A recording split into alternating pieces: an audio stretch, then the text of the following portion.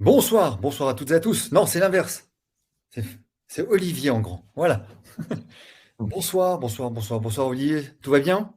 Bonsoir Frédéric, ça va? Bonsoir à toutes et à tous, ouais. Alors, on attend que tout le monde commence à se connecter. Voilà, Elisabeth qui commence à se connecter. On va toujours attendre quelques instants avant que on lance parfaitement le direct. Tu me mets en haut, s'il te plaît. Voilà. Non, de l'autre côté. Voilà. Comme ça, c'est plus sympathique parce que si Oui, on est obligé de baisser les yeux, on est plus proche de la caméra comme ça. Donc voilà. J'espère que tout le monde va bien, tout le monde est en train de se connecter tranquillement. On essaye. On vous rappelle que vous devez être en connexion filaire, plutôt qu'en Wi-Fi, c'est mieux, hein, c'est un petit peu moins d'ondes et un meilleur débit. Et comme d'habitude, sur Google Chrome, pour celles et ceux qui ne sauraient pas, hein, on est ravis de vous retrouver, Olivier, avec une soirée qui s'annonce palpitante, hein, une soirée inédite, vraiment une soirée. Enfin, moi, je vais découvrir ça parce que je connais pas du tout. Je ne bois pas, je ne fume pas, j'ai jamais touché à quelques donc substances que ce soit. Donc voilà, ça va nous permettre de faire un point sur peut-être des idées reçues, des lieux communs sur un certain nombre de choses, des éléments qu'on pense être favorables et finalement ils ne le sont pas, et des choses qui nous font fantasmer et qui sont finalement plus thérapeutiques et plus salutaires qu'on puisse l'imaginer. Donc, Olivier Chambon, ce soir, va nous raconter tout cela. Et juste avant de commencer, je vous rappelle que vous avez le chat à votre droite et je vous poserai toutes les questions. C'est moi qui remonterai les questions à Olivier, évidemment. Hein, comme ça, on le laissera dans son flux de pensée et on n'hésitera pas à partager au fil de la discussion, évidemment, comme d'habitude, c'était une discussion à bâton rompu, sur l'expérience et le parcours d'Olivier Chambon. Et on va pouvoir partager cela ce soir. On est ravis. Donc là, on peut commencer tranquillement, si tu es OK, Olivier. oui, oui, tout à fait. Je regarde le chat. Ah ouais. Il y a des gens de toute la France. Ah ben Ça, c'est c'est c'est- chouette. c'est- c'est- c'est que le début, et là, ça. De Strasbourg à la Bretagne. Ouais. Tu es où, toi, Voilà. géographiquement? Moi, je suis dans l'Ain. C'est la partie montagneuse de l'Ain, le Bugey. C'est à 1 heure et quart de Lyon à peu près. Je Ah, travaille un jour par semaine à Lyon. Et le reste du temps, je suis à la montagne, je lis, je fais du sport. magnifique. C'est pas mal, ouais. C'est pas mal. Bah, écoute, c'est le choix. Donc, ouais, tu vois, Bruno de Oui. Polynésie française. Tu vois, Ah oui. Grenoble, Tahiti. Ah ouais. Grenoble, ouais, Tahiti, etc. Donc, ça, tu vois, ça vient de loin, hein, ce qui est normal. On a envie de découvrir ça. Donc, bah, justement, tu es à Lyon. Tu es à Lyon. On va faire les bonnes liaisons, hein, on va essayer de parler français, ce sera mieux. Mais quel est ton parcours, cher ami? Quel est ton parcours? J'ai cru voir que tu étais psychiatre de formation, mais que tu as élargi ton champ de compétences, si ce n'est ton champ de conscience. Voilà, les deux en même temps, parce qu'en général, l'un va avec l'autre. Plus Mm. on a une conscience élargie, plus on perçoit des choses qu'on percevait pas Ah oui, avant, et parce que plus on a accès à des dimensions autrefois cachées de la réalité et qui font sens et qui sont utiles. Bref, bah, mon parcours, il est très classique, hein. Au départ, j'étais élevé dans un milieu matérialiste, on va dire, en faisant les études de médecine. ouais. Et puis ensuite, la psychiatrie, pareil, classique, qui s'inscrit dans le modèle médical matérialiste aussi. Mm. Et en fait, si j'ai commencé non pas à m'opposer au matérialisme, mais l'expandre, enfin Mhm. le développer pour qu'il aille au-delà de ses limites, donc ce qu'on appelle le post-matérialisme, sont mes formations, parce que je suis psychiatre, donc une spécialité de la médecine, et puis psychothérapeute.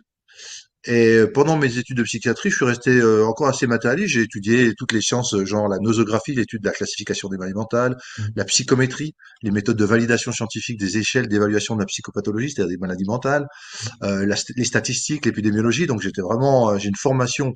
matérialiste, on va dire.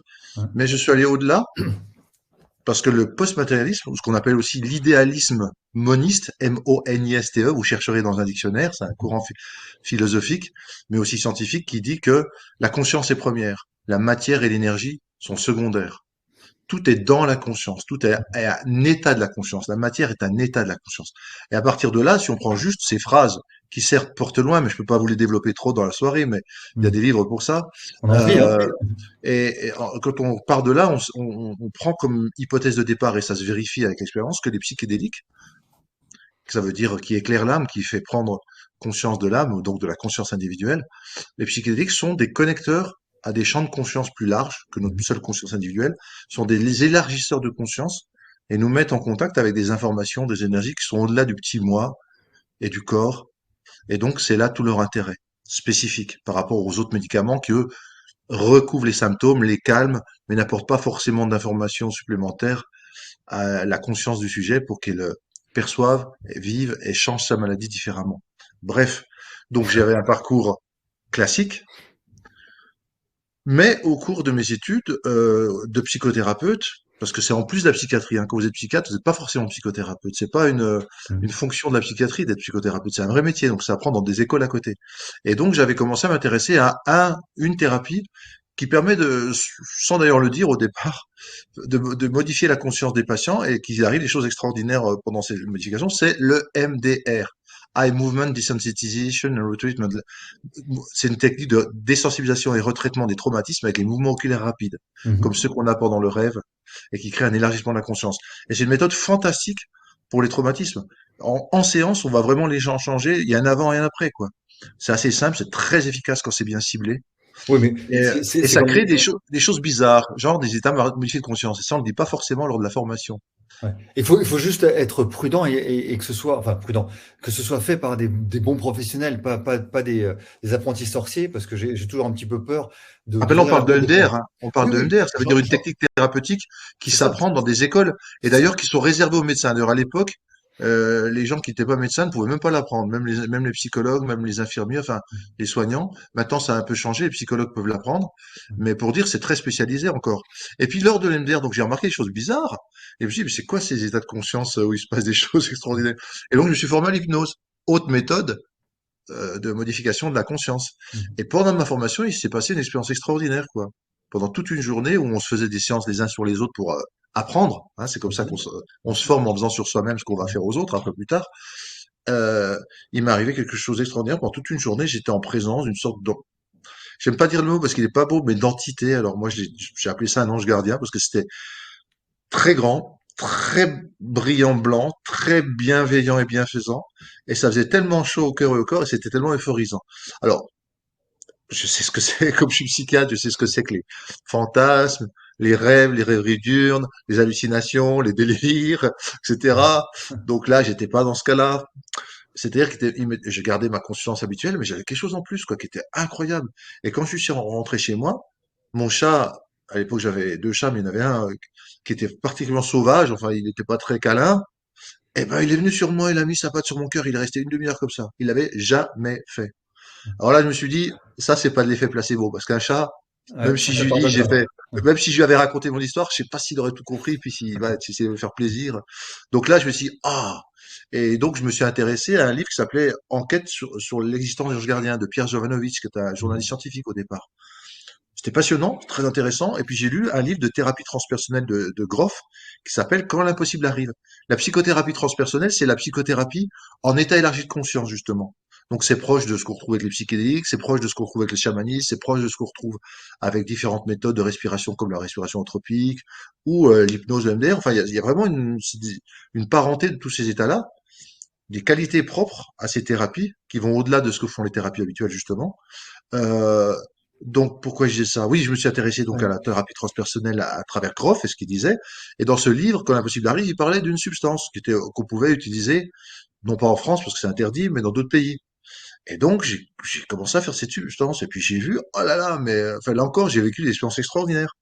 Des synchronicités de fou, c'est-à-dire des choses du genre, pour vous dire, je me livre un peu là, mais Allons-y. la première séance que j'ai fait de psychédélique avec la kétamine, c'était, je me disais, allez, je voudrais rencontrer Jésus-Christ. Parce que quand j'étais petit, j'avais beaucoup cette figure-là. Ouais. Je suis pas pratiquant, hein, je veux dire, c'est pas un truc, je vais pas à l'église, ça m'est venu, enfin, c'est comme ça, je veux dire, après tout, si la substance peut montrer quelque chose d'extraordinaire, bah, pourquoi pas ça? Autant y aller tout en haut, hein. Voilà. Et pendant la séance, j'ai vécu, alors pareil, des choses, des musiques célestes, des architectures célestes, des présences divines, enfin, c'était peut-être une des plus belles séances que j'ai faites de toute ma vie parmi toutes celles que j'ai faites. Mais surtout, la kétamine est connue pour provoquer des synchronicités, c'est-à-dire que ce qui se passe en vous se passe aussi à l'extérieur. Et donc, moi, j'avais comme but de rencontrer Jésus. Donc, j'ai rencontré des figures christiques, vraiment. Mais mon accompagnateur, qui a été assis à côté de moi, il a à un moment entendu sonner à la porte pendant que moi j'étais en expérience. Il a été allé ouvrir et il a reçu un papier qui était le témoin de Jéhovah qui disait vous cherchez le Christ, non, non, non, non. Et le mec et les témoins, ils sont passés une fois sur les 6 ans que j'ai passé là où je faisais l'expérience. Excellent. Eh ben, ils sont passés une fois, c'est à ce moment-là, quoi. Et j'ai gardé l'affiche parce que je me suis dit, même moi, j'y croirais plus si je me le raconte 10 ans après. Je dis, ouais, d'accord, t'en joli, là, c'est pas possible. Bah si. Donc pour vous dire qu'à partir de là, j'ai pris un peu plus au sérieux le domaine de la spiritualité, le domaine des états élargis de conscience, des thérapies transpersonnelles, etc. Après, du coup, je me suis formé, si tant est qu'on puisse se former en Occident, au chamanisme. J'ai fait tous les stages de la Foundation for Shamanic Studies de Michael Harner, plus la formation en 3 années en Suisse alémanique, plus ponctuellement, je suis allé travailler, bénéficier de l'apport d'un chaman gabonais pour l'iboga, une autre fois sibérien pour des plantes de la taïga et pour les champignons. Et puis je suis allé aussi au Pérou pour 15 jours à Takiwazi, de 4 séances d'ayahuasca. Puis après en Suisse, il y avait possibilité, sans que ça soit illégal, d'en refaire quelques-unes. Bref, là j'ai commencé à m'exposer à différents types de substances. Et de là est né d'ailleurs le livre qui était pionnier en France en 2009, qui s'appelle La médecine psychédélique, aux éditions Les Arènes. Et à un moment, je passerai un petit diapo avec les Ouais. 3 livres qui s'enchaînent, parce qu'il y en a un quatrième en préparation mais là, il y a 3 livres qui ont montré mon évolution de ma pensée, quoi. Bref. Mais à l'époque, donc, j'ai concilié à la fois mon expérience et aussi tout ce que ça avait scientifiquement sur les substances psychédéliques. En sachant qu'en 2009, c'était le début. Ça commençait vraiment en 2006, le renouveau. Mais maintenant, entre 2009 et 2021, 22, j'ai écrit un autre livre avec Jocelyn Morisson et d'autres contributeurs qui s'appelle La Révolution psychédélique et là qui a montré qu'en 10 ans, mais il y a eu un tsunami de recherche et là de recherche médicale et clinique dans les meilleures universités du monde en Angleterre, aux États-Unis et qui ont montré l'intérêt de ces substances qui sont d'excellents anti-addictogènes. On croit qu'on risque d'être addict aux substances, Au mais contraire. c'est l'inverse. Mm. Ça permet de guérir d'addiction aux amphétamines, cocaïne, héroïne, alcool, tabac. Il y a des études sérieuses, cliniques, avec comparaison avec un groupe qui reçoit un placebo sans le savoir pour voir ce que ça fait, la différence, etc. Donc, c'est des excellents anti-addictogènes, sont des excellents antidépresseurs pour les dépressions résistantes aux antidépresseurs classiques, sont d'excellents antitraumatisants pour les gens qui ont un trouble post-traumatique. Par exemple, hein, je cite quelques indications très sérieuses qui ont fait l'objet d'études poussées et qui maintenant sont presque en phase de pré-commercialisation aux États-Unis et en Angleterre. On estime que des séances comme la kétamine, la MDMA ou ecstasy, ou la psilocybine des champignons dits magiques, les champignons visionnaires, moi j'appelle ça, va être commercialisée sur ordonnance dans des pays anglo-saxons comme les États-Unis et l'Angleterre, peut-être dans 2, 3 ans. Parce qu'ils en sont aux études de Carrément. phase 3, c'est juste avant l'autorisation de mise sur le marché. Donc, on est en train de parler de choses entre guillemets sérieuses, reconnues par le champ médical maintenant, et qui, dans des conditions d'accompagnement excellentes, parce qu'il faut que ça soit excellent, hein, c'est C'est des ça. turbo-médicaments, c'est des super médicaments. Donc, c'est comme si vous donnez une Formule 1 à quelqu'un qui sait à peine conduire, bah, il va aller dans les graviers tout de suite. Mm. Donc, il faut vraiment de l'expérience, et alors il faut que les gens soient accompagnés en amont, c'est-à-dire qu'il y ait une préparation aux séances, qu'ils soient accompagnés pendant la séance, au moins par un couple de thérapeutes homme-femme habitués aux thérapies transpersonnelles en état élargi de conscience, et qu'il y ait un des suivis psychothérapeutiques par plusieurs séances pour assimiler et intégrer ce qui s'est passé pendant la séance. Et dans ce cas-là, c'est ce qui s'est passé dans les cliniques, c'est sécure. C'est-à-dire qu'il y a non seulement pas plus, mais il y a même moins de problèmes qu'avec d'autres médicaments pourtant couramment pratiqués dans les cliniques et admis. C'est moins dangereux qu'un antidépresseur, par exemple, ou que les benzodiazépines, c'est-à-dire les tranquillisants qu'on prend. Ça, c'était montré, les études épidémiologiques là-dessus. Donc, voilà, sécurisé, efficacité et anti-addictif. Donc, ils sont l'inverse de ce que politiquement les gouvernements aux États-Unis avaient déclaré pour les mettre dans la catégorie 1 des substances toxiques qui n'ont aucun intérêt, et aucune efficacité, aucune indication, qui sont dangereuses pour la santé ou pour autrui, et qui créent une addiction. C'est-à-dire, ils ont dit l'inverse. Ils ont enfermé cette classe de médicaments avec les stupéfiants, les autres Mm. vraies drogues, celles qui rendent dépendants physiquement et psychologiquement, ils les ont enfermés dans la même catégorie pour mieux en priver la communauté scientifique parce que ça a débordé dans la rue. C'est vrai que à l'époque, dans les années 50-60, ils avaient montré des résultats exceptionnels de ces substances, mais il y en a qui ensuite avaient fait fuiter ça, on va dire, dans les milieux non médicaux pour des indications non médicales et plutôt récréatives. Et ce qui fait qu'il y a des gens qui l'ont pris un peu n'importe comment. Or, vu que c'est des super médicaments, si on prend n'importe quel super médicament, par exemple un anticancéreux ou un anticancer, n'importe comment, il va y avoir des problèmes. C'est Mm. pas la faute du médicament, c'est la faute de celui qui le prend, qui suit pas les règles, qui Ouais. s'est pas formé. Et ben même avec ça, en plus, il n'y a même pas eu trop d'accidents, pour dire. Donc pour dire qu'ils sont pas trop dangereux, parce que même dans un cas complètement libre, sans guidance, sans éducation. Il n'y a pas eu finalement autant d'accidents que ça. Les quelques qu'il y en a eu, les médias les ont grossis, les ont C'est ça. dramatisés comme ils Ouais. savent faire pour qu'ils soient interdits. Parce que pour le pouvoir politique ou pour les marchands de biens, comme j'appelle ça, les commerçants, pour en tout cas les lobbies financiers, c'est très très mauvais hein, que vous preniez des psychédéliques. C'est très mauvais. Hein, Bah, parce que parce que ça risque de vous soigner. voilà, les psychédéliques sont dangereux, Hum. c'est vrai, mais pour ceux qui n'en prennent pas. C'est qui disait ça, mais c'était drôle. En tout cas, ils sont dangereux pour tous ceux qui veulent contrôler la conscience des gens ou les empêcher d'être résilients, les empêcher d'être indépendants, les empêcher d'avoir des plaisirs gratuits et simples qui ne dépendent pas de l'industrie pharmaceutique ou de la consommation. Parce que les psychédéliques, très vite, se sont associés par l'élargissement de la conscience qui permettait à des mouvements comme les mouvements féministes, les mouvements anti-guerre du Vietnam, les mouvements pour les peuples premiers, par exemple les Indiens d'Amérique du Nord, etc. Et en contestation du mode de vie qui était proposé, compétition, concurrence, l'homme est à l'eau pour l'homme, seul le meilleur doit triompher, tant pis pour les losers, etc. Alors qu'avec l'élargissement de la conscience, tout d'un coup, on passe du modèle moi et toi c'est toi à un modèle toi c'est moi et moi c'est toi, puis même un modèle il y a plus toi, il y a plus moi, il y a elle, la conscience. Ou Hum. il, si on veut, il ou elle, peu Ouais, importe. c'est ça, ça. Dieu 2.0, quoi. Mais c'est vrai, ça c'est des expériences spirituelles que font régulièrement les gens qui prennent des psychédéliques. Cet élargissement progressif de la conscience. Au départ, ça peut être juste, l'élargissement, ça peut être juste, on a des qualités prosociales de la conscience qui se développent. Ça veut dire quoi? C'est qu'on peut commencer à devenir plus empathique, plus altruiste, plus généreux, gentil, tolérant, doux, tendre, euh, compassionné, etc. Toutes les variations autour de l'amour, on va dire. Mhm. Il y a des études qui ont montré que les gens qui prenaient des psychédéliques régulièrement développent petit à petit ces états de conscience qui sont aussi ceux que l'on retrouve quand on fait de la méditation au long cours, de la méditation pleine conscience, par exemple. Donc ça développe les mêmes capacités parce qu'on est dans le même terrain. On est sur le terrain de développer sa conscience individuelle pour qu'elle dépasse notre petit cadre habituel de celui de l'ego qui nous définit étroitement et on s'identifie à ça et on ne voit plus que ça, alors que le monde autour de nous ne demande qu'à rentrer dans un autre type de reliance, de relation avec nous beaucoup plus basé sur le cœur, sur l'intuition, sur les choses vraies et authentiques et profondes, et non plus les biens, les consommations, le paraître, l'avoir, etc. Donc ça développe ça, le psychique. Mais après, ça va au-delà. Ça développe un deuxième niveau de conscience élargie, qui est là le niveau transpersonnel. C'est-à-dire qu'on va contacter des champs de conscience, des mondes, des esprits parfois. Alors on peut appeler ça comme on veut, hein, des consciences autonomes et indépendantes de nous qui existent dans d'autres dimensions. Voilà, on peut appeler ça. Euh, Ou bien on peut rencontrer l'imaginaire ou la conscience collective, on peut représenter l'histoire du monde, le développement embryonnaire du monde, on peut sa vie, des vies antérieures, on peut sortir de son corps. Enfin, il y a plein de choses qui se passent à ce niveau, on va dire des capacités non locales de la conscience, indépendantes du temps et indépendantes de l'espace, comme elles ont été démontrées par la recherche en parapsychologie ces 100 dernières années. Démontrées, je dis bien, hein, pour ceux qui veulent trouver des livres, il y en a.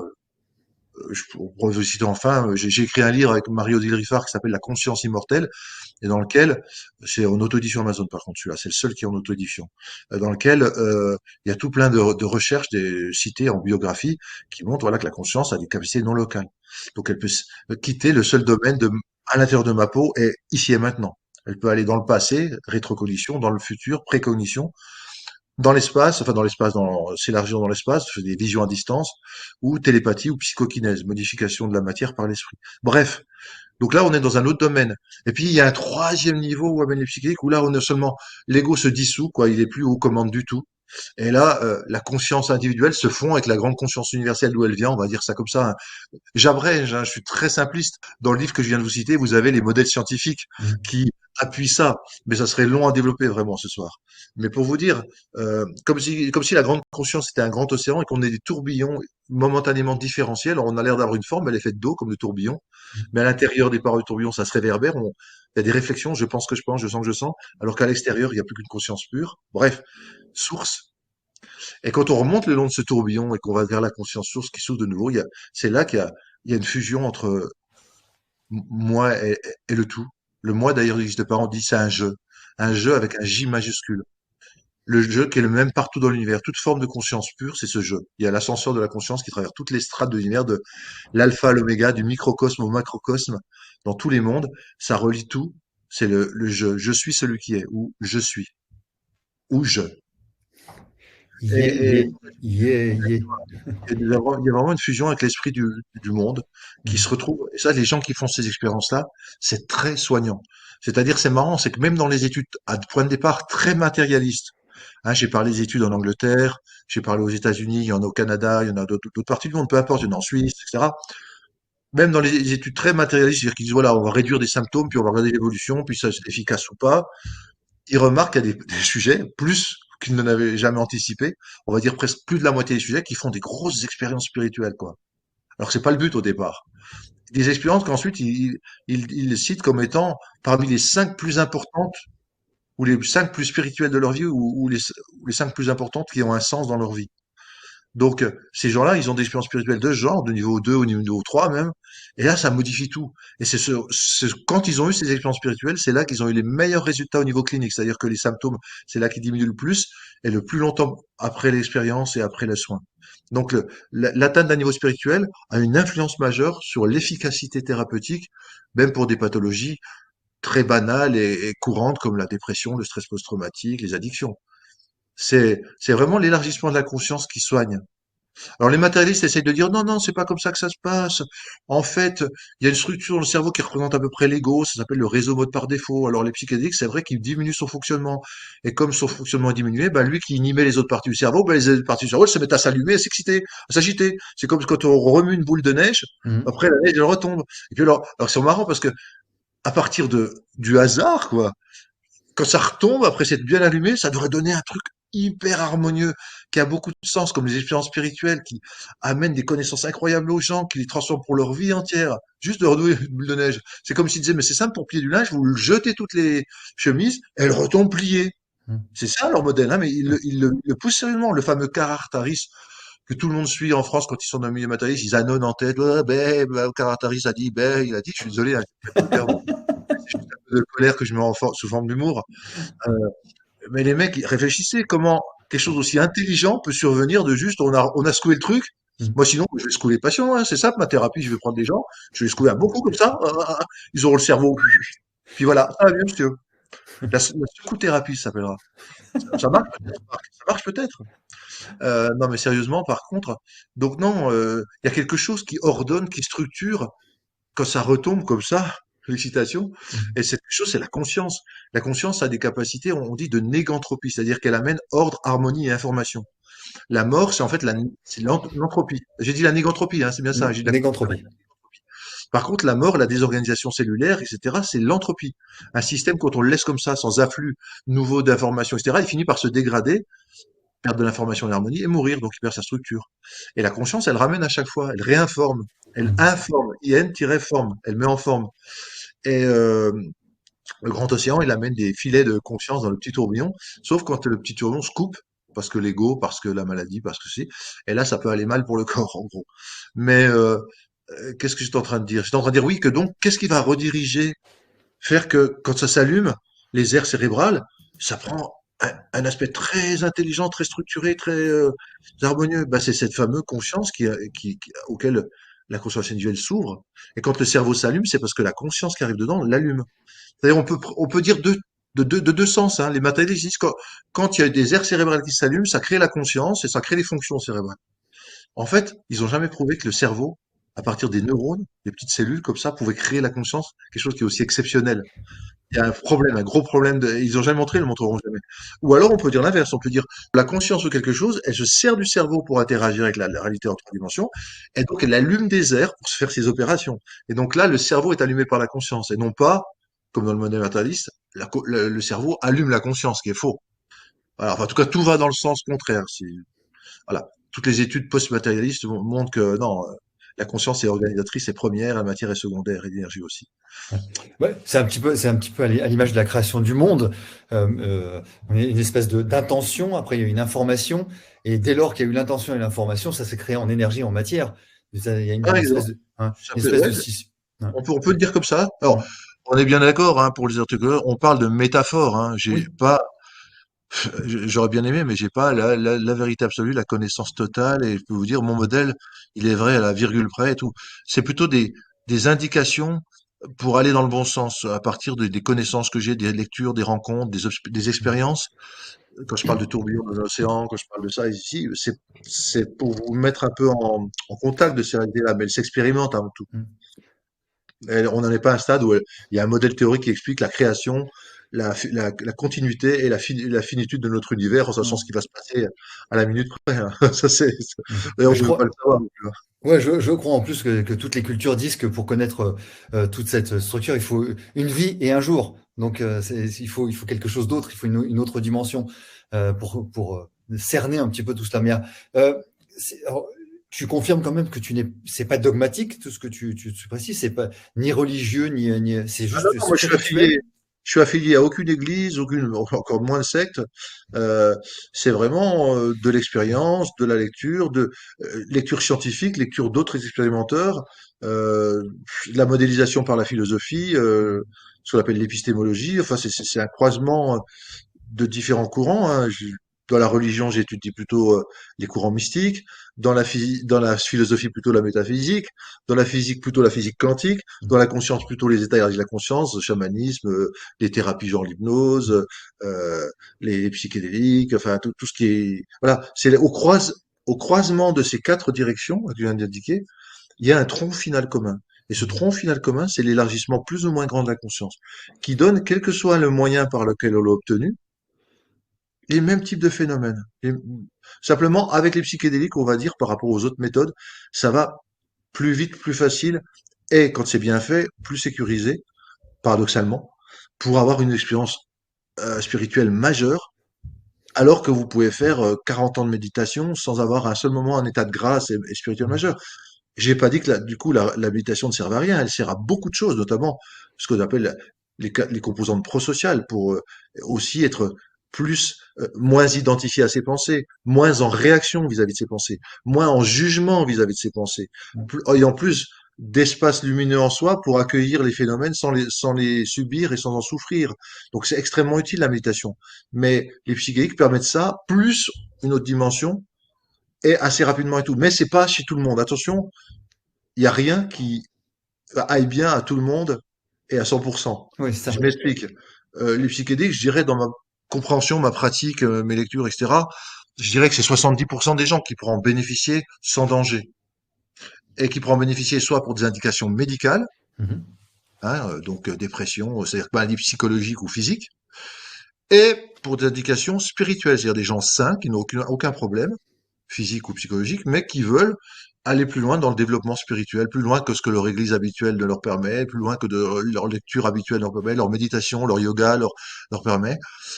Et donc ça, c'est une autre indication. Alors, il faut faire attention parce qu'on risque de perdre la moitié de l'utilité des psychédéliques. On risque de perdre la moitié du champ d'indication, c'est-à-dire le champ spirituel. Pourquoi?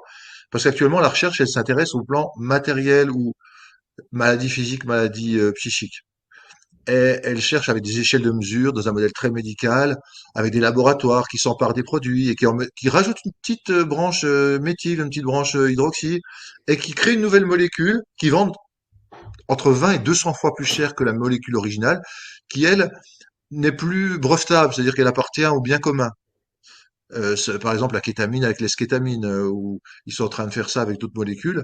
Euh, alors, ils apportent rien, parfois même, ils sont moins efficaces que la molécule originale, mais ils se font beaucoup d'argent dans les laboratoires. Et en même temps, ils essayent de breveter des manuels d'accompagnement pour les molécules. C'est-à-dire qu'on n'aura plus le droit de le faire sans leur accord et pas d'une certaine façon et pas d'une autre. Ça, c'est le risque qu'il y a si c'est le lobby de l'industrie pharmaceutique qui prend en main le marché juteux et très prometteur des psychédéliques. Et ils vont nous sortir des molécules très chères, auxquelles auront accès que les très riches dans des cliniques privées.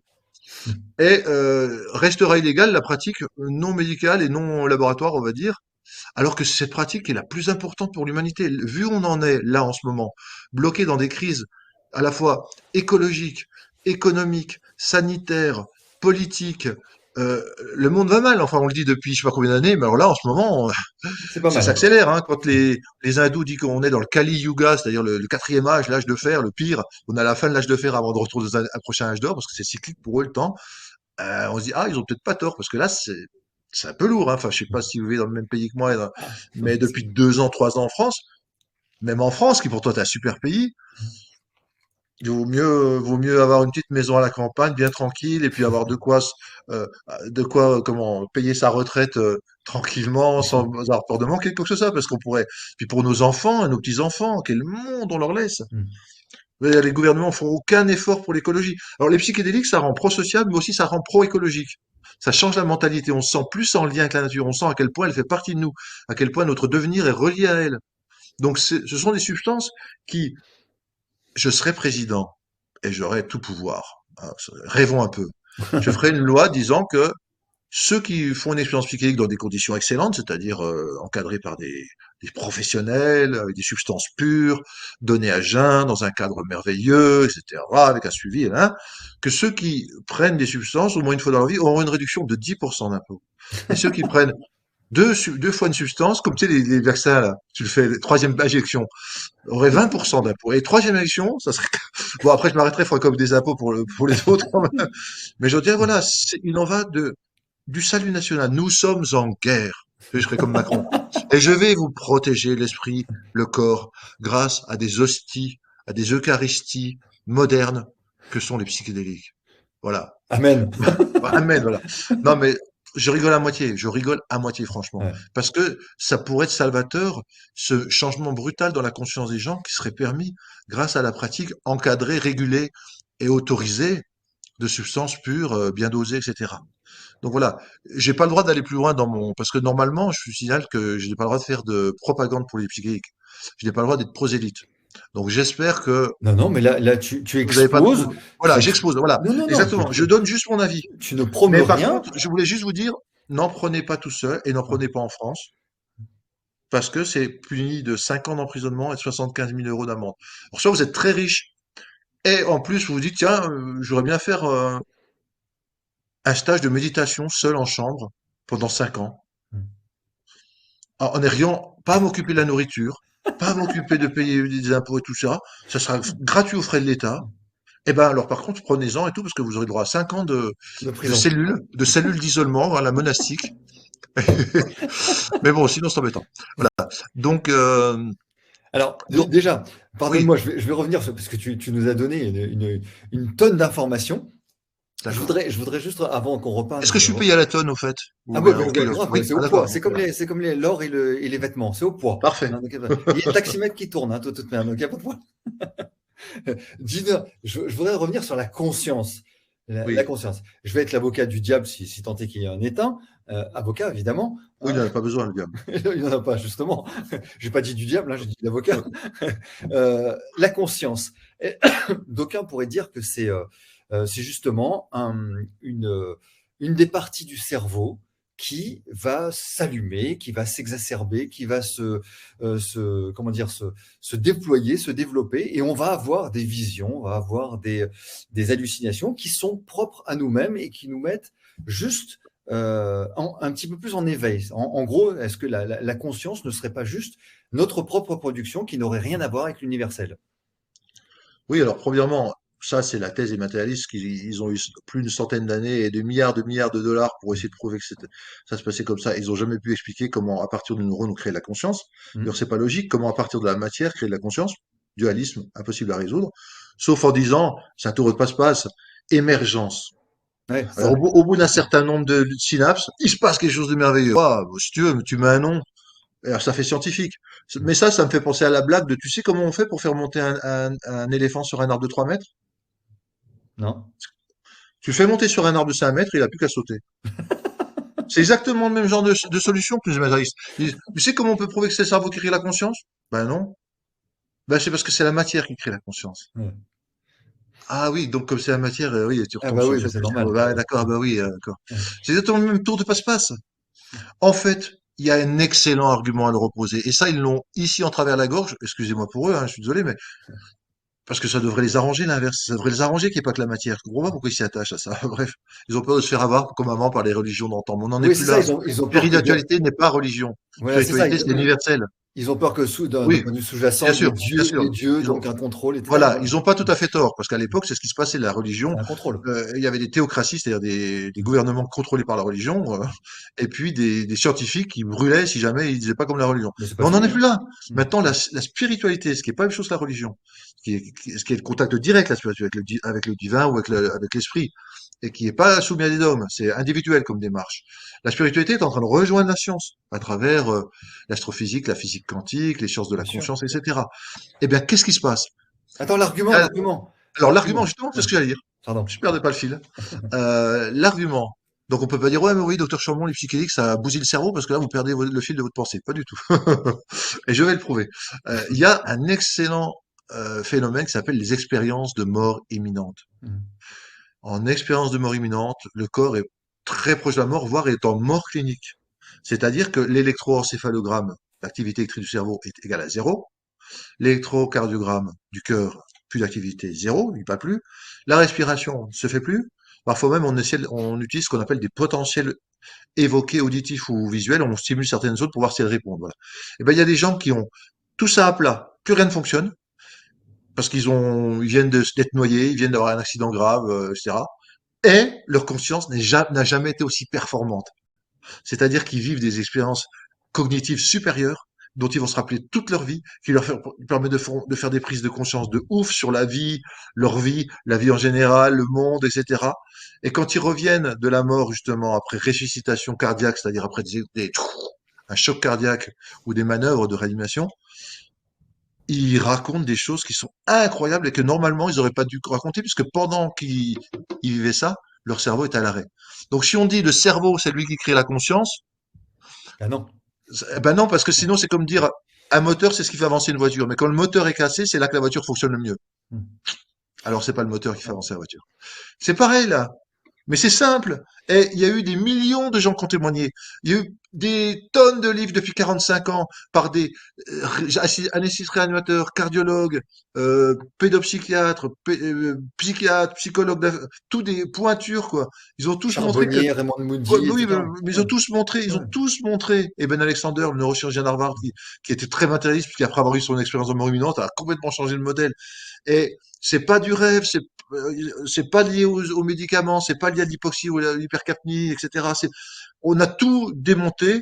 Il n'y a rien qui puisse expliquer, sauf si on prend l'hypothèse très simple que la conscience est indépendante du cerveau et survit à la mort du cerveau, et qu'au contraire, quand elle est libérée des contraintes organiques du cerveau, quand elle commence à s'en libérer, Qu'il faut elle faire. reprend ses capacités naturelles, qui sont beaucoup plus grandes que quand elle est enchâssée dans la matière et limitée par les organes d'essence. C'est très simple à comprendre. Et ça explique tout. Mais les matérialistes, ils prennent des hypothèses à s'arracher les cheveux. Alors moi j'en ai plus, ça me dérange pas. Mais Parce que tu te les arraches chez toi. ben voilà, parce qu'avant j'étais matérialiste, donc voilà ce qui m'est arrivé, donc faites pas comme moi. Euh, et mais pour expliquer partiellement un tout petit aspect de l'expérience imminente, mais tout le reste ils l'expliquent pas. Ils s'acharnent parce que ça les embête tellement. Alors que moi j'en suis très heureux, personnellement. Hein. Et au départ, j'ai découvert ça à partir d'un point de vue scientifique. J'ai lu des livres, après il m'arrivait des choses. Mais avant, non, justement. Et je me disais, waouh, ah ouais, là, logiquement, avec mes connaissances scientifiques, je peux pas dénier le fait qu'il y a quelque chose qui m'échappe. Enfin, c'est pas le cerveau crée pas la conscience, sinon ça se passerait pas comme ça. La conscience se sert du cerveau, et après la mort, la conscience se détache et vit d'autres aventures. Et après, il y a eu tous les travaux sur les médiums. C'est des travaux scientifiques hein, aux États-Unis et en Angleterre aussi, là, très scientifiques, avec des procédures en double, en triple, en quintuple aveugle. C'est impossible qu'il y ait des recoupements qui se fassent par la logique ou par la lecture froide, ou par la tricherie, ou par la télépathie. C'est-à-dire, les médiums peuvent pas capter ça qu'autrement par l'hypothèse que ben, les défunts, donc qui étaient encore vivants avec des corps subtils, transmettaient des informations aux vivants. Même ça, on peut dire que c'est démontré, sauf si on veut être de mauvaise foi, Hmm. ou on veut ignorer les études, ou on veut chercher un pouls là où il n'y en a pas, mais on va le chercher quand même. Allez chercher un pouls là. Eh, vous pouvez plus maintenant. C'est pour ça. Alors, Non mais c'est vrai, et la sérieusement. question, et quand on te pose la question, où se trouve la conscience? Qu'est-ce qu'on Ou dit pardon, alors? ou quoi? Ou Où quoi? se trouve la conscience? Partout, C'est partout. ça. Elle est comme l'eau pour le poisson. Hmm. Et on peut même pas savoir qu'on est dedans en permanence parce on baigne dedans depuis tout petit comme Obélix dans la marmite. Ouais. On est dans la conscience, on est traversé par la conscience. Même, il y a des modèles dits panpsychiques, P-A-N, Hmm. psychique, pan, P-A-N, ça veut dire Hmm. tout en grec. Modèle panpsychique qui dit qu'il y a de la conscience dans tout. Ce qui est différent que de dire tout est dans la conscience, Tout est comme dans la dans conscience. l'idéalisme moniste. Ouais. La conscience dans tout, ça veut dire que, par exemple, avec Ransford, Emmanuel Ransford, j'avais écrit un livre qui s'appelait L'homme quantique, et on utilise son modèle, qui est un modèle de panpsychisme, qui dit que même dans les particules subatomiques, il y a des gouttelettes de protoconscience qui demandent qu'à s'agréger les unes aux autres pour provoquer de plus grands espaces de conscience et à la fin la conscience des organes, puis la conscience du corps, puis la conscience des... Ça, c'est le modèle panpsychique. Mais la conscience, on en vient, on y retourne, on prend forme à partir d'elle, on se redéforme et on se refond en elle avec plus ou moins de vie entre ces différentes étapes. C'est un flux et un reflux. C'est un flot créateur qui est capable d'elle-même de s'auto-initier, de s'auto-engendrer ou de s'auto-anéantir à volonté sans justification. En gros, ça n'a ni début ni fin, et en même temps, enfin, c'est tous les paradoxes qu'on peut avoir, c'est ni ceci ni cela, et C'est c'est quantique, quoi. indéfinissable. C'est ce qu'on appelle indicible. On est dans quand les gens vivent la fusion avec la grande conscience dans la troisième phase d'élargissement, ils sont dans l'indicible. Ils disent, bon, on n'a pas le vocabulaire pour, parce qu'on a, notre vocabulaire, il s'est forgé à partir de l'expérience de notre petit ego Bien sûr. au plan terrestre. Là, on est sur autre chose. Mais on sent qu'on est dans le cœur, le fondement de l'univers, là où ça pense et ça réfléchit. Mm. L'univers, c'est vie, la conscience, c'est aussi l'acronyme vie, VIE, vibration, information, énergie. Mm. Hein. C'est probiotique. C'est-à-dire, ça soigne la conscience. Quand on ouvre à plus gros canaux, comme Hercule qui détourne 2 fleuves pour nettoyer les écuries d'Augias, enlever toute la Ouais. merde en une seule journée.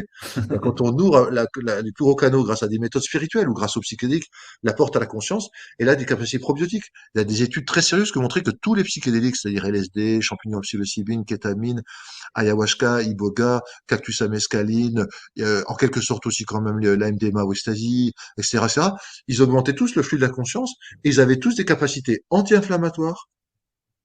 Écoutez-moi bien, hein, je dis pas de bêtises, c'était prouvé sur des cultures cellulaires anticancéreuses, anti-neurodégénératives, c'est-à-dire c'est pro-neuro-organisateur, Mm. et immunostimulantes. Donc, ce sont des substances qui sont, quand je dis probiotiques, pour la vie, qui vont avec la vie, qui augmentent la négantropie, justement, l'information et Mm. l'ordre.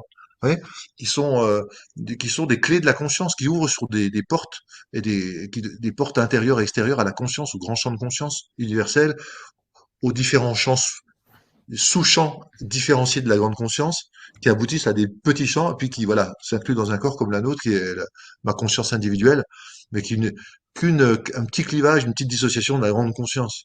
Oui, mais sans elle, la grande conscience ne peut pas être non plus. Il faut pas l'oublier. Voilà, Ouais, ouais. tout à fait, voilà. Alors, est-ce que on va revenir sur les produits, les substances, peut-être juste nous l'expliquer. Mais est-ce que ça correspond? Je reviens sur ces champs de conscience. Est-ce que ça correspond aux champs akashiques qui ont été décrits? Alors, Cette les champs notion. akashiques font partie oui, des grands champs de conscience universels, de même que l'inconscient collectif Mm. de Jung, de même que la noosphère de Teilhard Chardin, de même que la toile suprale de Ransford. Enfin bref, il y a plein de mots pour dire un peu la même chose. Et je vois quelqu'un qui a mis, Dominique B a mis conscience égale âme. Oui, on peut dire que la conscience individuelle, c'est l'équivalent de l'âme, mais âme, ça fait vachement connoté religieux, Religieux. alors que conscience individuelle, c'est plus précis, Mm. c'est plus neutre, on va dire. Et ben, par contre, il y a effectivement, Jung avait décrit l'inconscient collectif. Et c'est là qu'on quitte le domaine du premier élargissement de conscience et qu'on tombe dans le fameux deuxième domaine qui est le transpersonnel, au-delà de ma petite biographie, Mm. au-delà de ma temporalité propre. On peut aller dans tous les âges, à toutes les époques de l'humanité, aller dans des histoires mythologiques, symboliques, etc., sortir de son corps, tout ça, c'est le transpersonnel. C'est un niveau 2 de la conscience qui s'élargit tout azimut, avant d'aller dans le divin ou le mystique, la fusion avec le grand tout, etc., l'effacement de l'ego. Donc, Donc tout ça, oui, effectivement, tu donnes du sens donc à toutes les régressions hypnotiques, à toutes les transes qui te permettent peut-être. Alors je vais pousser un petit peu le trait. Je sais pas si c'est opportun ou pas, mais d'aller éventuellement dans nos vies antérieures. ah ben, Est-ce que je avec les psy, transgresse? non, non, pas du tout. Mais c'est pas une honte à en parler. Non, Euh, je demande. évidemment, je veux dire qu'évidemment, comme dans il y a des phénomènes factices, il y a des charlatans, il y a des tricheurs, il y a des gens qui s'auto-illusionnent, que ça soit pour les régressions en hypnose dans les vies antérieures ou n'importe quel état élargi de conscience. Mais, moi, je l'ai vécu personnellement, un état de régression antérieure en hypnose, je parle, hein. J'ai vu des gens le vivre. Et avec les substances, j'ai vu des gens vivre des régressions en vie antérieure, avoir des informations qu'ils pouvaient pas avoir autrement, etc. Donc, oui, les phénomènes de retour en arrière dans le temps, ça fait partie des capacités non locales de la conscience. Et on peut soit avoir des vies antérieures d'autres personnes ou des choses qui se sont passées dans le passé, mais dans d'autres continents, à d'autres époques. Mais aussi, on peut voir des vies qui sont apparemment liées à la sienne. Alors, est-ce qu'on voit des bouts de vie qu'on a accroché et qu'on canalise grâce au psychédélique ou à l'état d'énergie de conscience, et c'est pas vraiment la nôtre, mais on croit que c'est la nôtre parce que ça nous est familier, peut-être même qu'on a vécu quelque chose avec ces gens-là aussi, qui nous attache à eux. On sait pas, on peut pas avoir la réponse définitive, mais tant que, vous savez, je veux dire quelque chose, Frédéric, il y a ce qu'on appelle le caractère noétique. Noétique, c'est pas no plus loin éthique, Non, c'est c'est no, de Noé. noésis, ça vient noésis, la connaissance.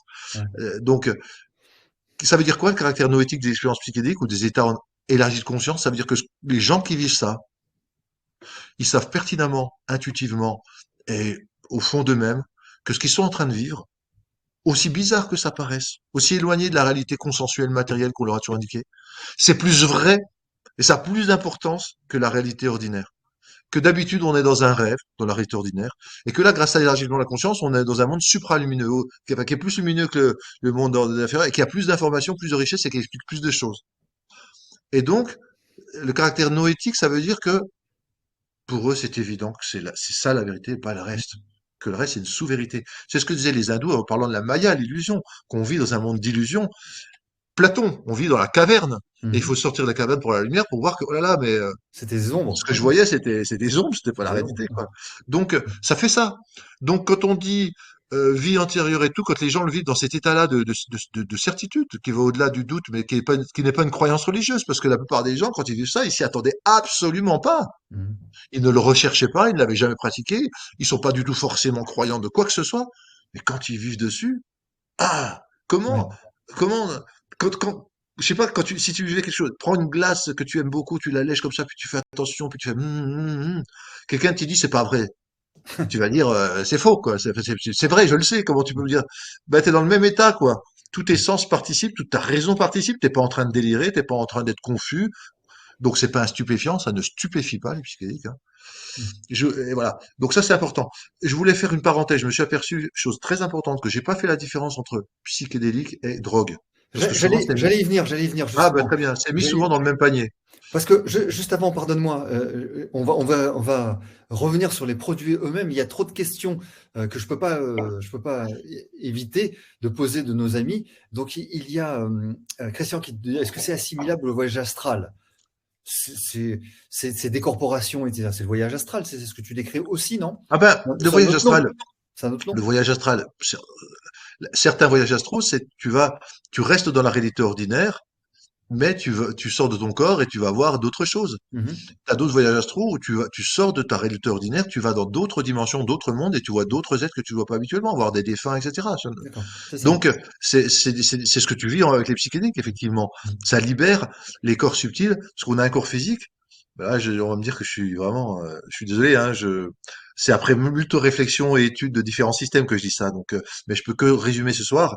À part le corps physique, on a un corps éthérique, un corps Mhm. énergétique, un corps émotionnel, un corps mental, et puis des supracorps, notamment un corps spirituel, mais qu'on peut décomposer en plusieurs parties. Bref.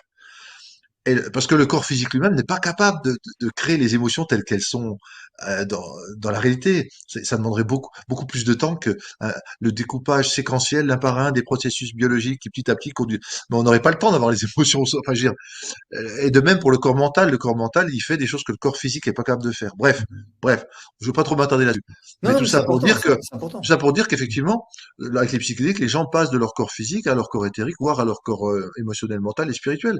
Et donc quelque part, ils se détachent du corps physique, par Mhm. exemple. Mais ça, c'est une application. Des... Alors, tu dis aussi on peut faire de la méditation à n'en plus pouvoir et ne jamais atteindre ça. Est-ce que ça veut dire qu'on n'est pas, on n'a pas la guidance nécessaire ou on n'a pas les compétences ou on fait partie des 30% qui n'ont pas accès à ce genre de déploiement, comme tu as dit, Oui, 70%. alors, mais on n'est pas forcément sur Terre pour avoir ce genre d'expérience. Je D'accord, m'explique. c'est important. Celui qui dit je vais aller en Inde et je prends l'avion. On Mhm. va dire c'est l'équivalent des psychédéliques. D'accord. Puis celui qui dit je vais en Inde, mais il habite en France, hein, comme celui qui prend l'avion, mais je vais à pied en Inde. Faisable, ça peut prendre Mhm. toute une vie. Est-ce que c'est mal? Parce que le type qui est allé en avion, il a rien vu, quoi. Mhm. Il a juste vu l'intérieur de l'avion, ce qui est pas très riche, hein. Puis les nuages, ils sont, c'est toujours un peu la même chose, hein, au-dessus des nuages. Et donc, voilà, il voit l'Inde, mais il a pas vu tout le voyage, tout le chemin. Et le chemin, ça a pris du temps, mais ça n'a pas du temps perdu.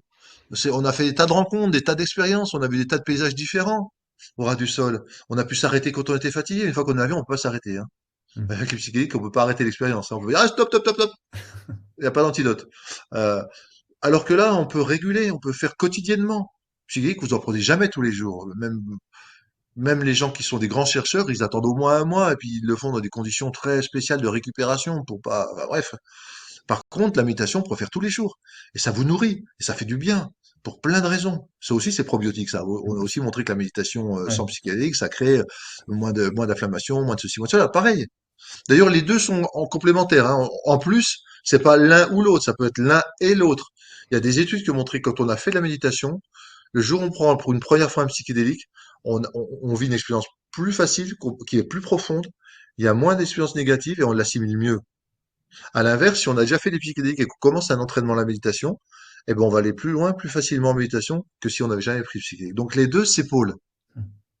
Vous voyez. On les prend pas les deux en même temps, hein, mais c'est Ouais, l'un c'est avant l'autre, complémentaire l'un après presque. l'autre.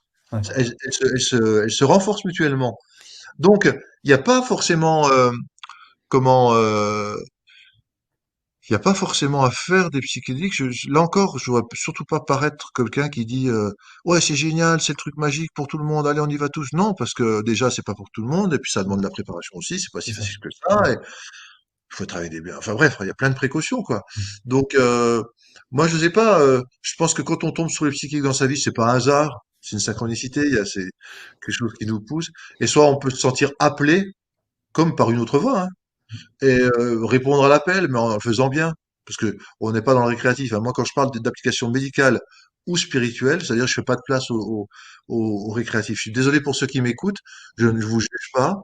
Je vous dis juste, si vous avez pris des psychédéliques de manière récréative, que c'est un peu donner du caviar, pas des cochons, parce que vous n'êtes pas des cochons, mais je veux dire du caviar Ça à peut. quelqu'un qui n'a jamais mangé autre chose que du pâté au lidar. Je veux dire, et Mmh. puis il dit non, non, je préfère le pâté. C'est-à-dire, c'est sacré, c'est des substances sacrées. Et c'est des sacrées substances aussi. Et si on les traite bien, elles nous traitent bien. Et si on se met en accord avec le champ de conscience qu'elles permettent d'ouvrir, alors on progresse.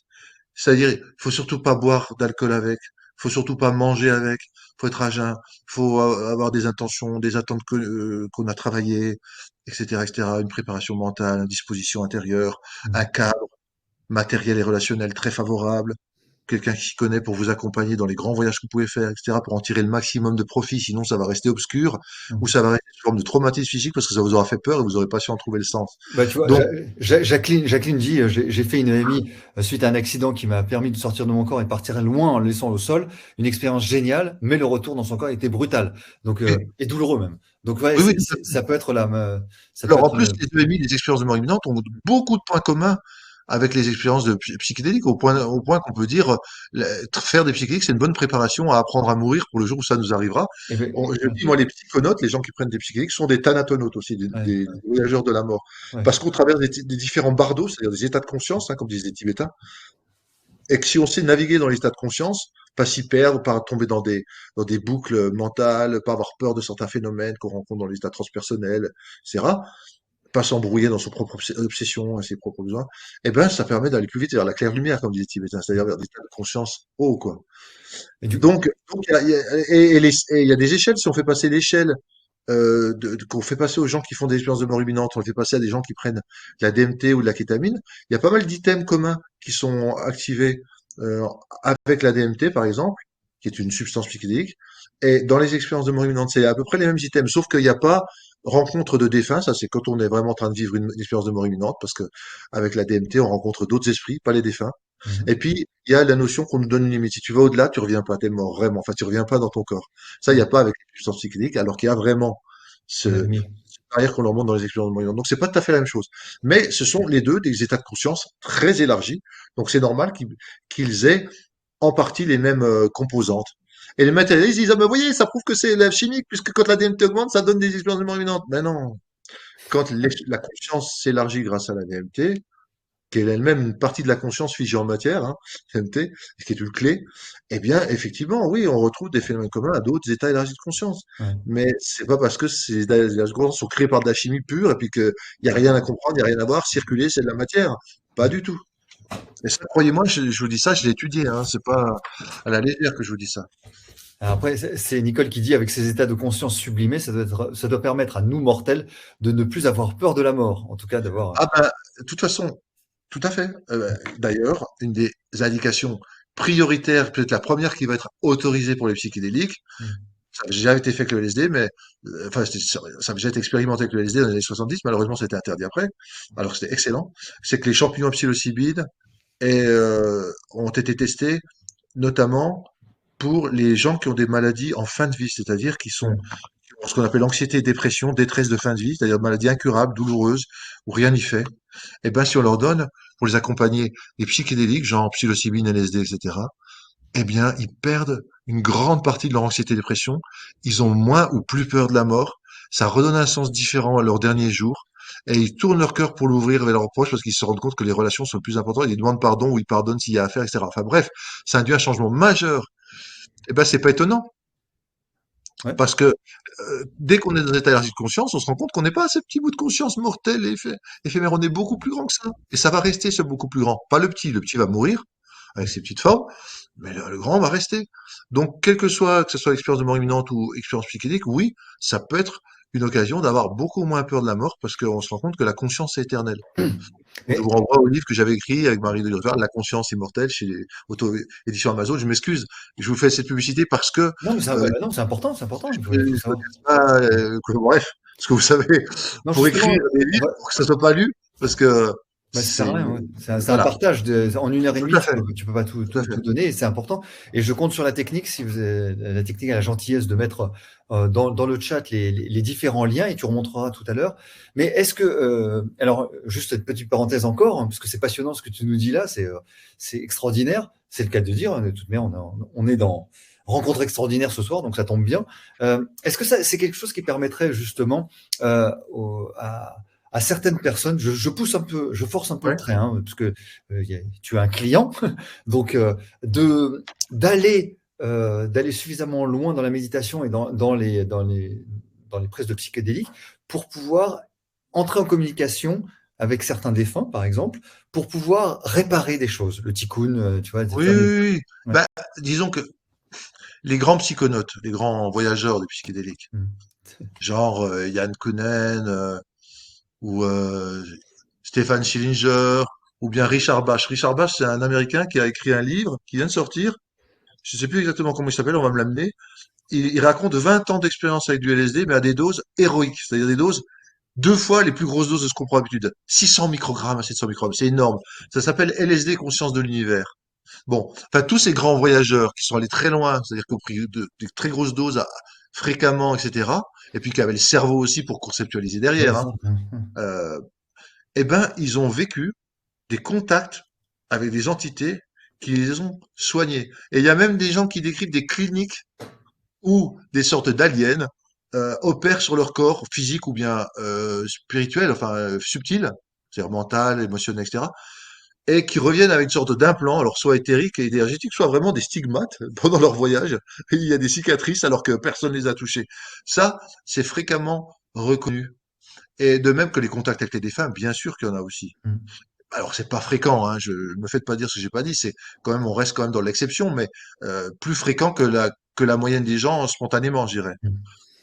Et euh, et tout ça, ça peut soigner, bien sûr, parce Mm. que c'est comme dans le chamanisme. Dans le chamanisme, c'est une autre technologie qui peut prendre des psychédéliques ou pas, hein. On dit que 90% des chamanistes sont sans substance, contrairement à ce qu'on croit, c'est-à-dire sans plantes. Mm. 90%. Il n'y a que 10% qui utilisent les plantes. Mais on retrouve ça avec le chamanisme aussi. On retrouve la notion de commerce avec des esprits. Mm. Alors on préfère les esprits du monde d'en bas ou du monde d'en haut parce qu'ils sont bienveillants Mm. et compassionnés et qui donnent sans vouloir reprendre en retour, hein, contrairement aux esprits du monde du milieu. Mais bref, on retrouve le fait que le commerce avec les esprits peut soigner soit le chaman, mais souvent la personne qui vient le Mm. rencontrer. Et parfois avec des guérisons dites miraculeuses ou inexplicables ou spectaculaires. Alors, en tout cas, inexplicable pour notre système matérialiste, hein, qui C'est dit qu'il y a ça. que la matière. Mm. Mais pour eux, c'est pas inexplicable. Pour eux, c'est banal, quoi, on va dire.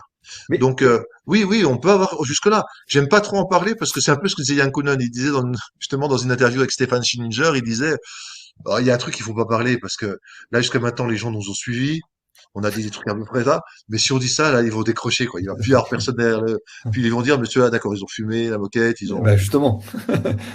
Alors, est-ce que dans le cadre, tu sais, Alors, excuse-moi, je vois quelqu'un qui dit, croyez-vous en Dieu, monsieur? Paul Muco.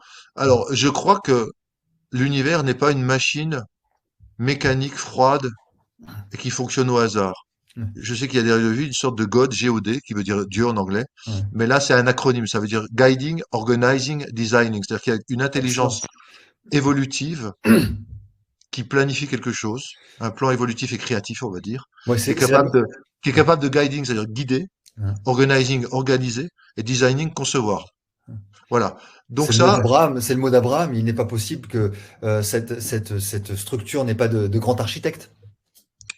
oui. Et puis comme disait aussi Leibniz, le plus Ouais. grande question de l'humanité, c'est pourquoi il y a quelque chose plutôt que rien, quoi. C'est ça.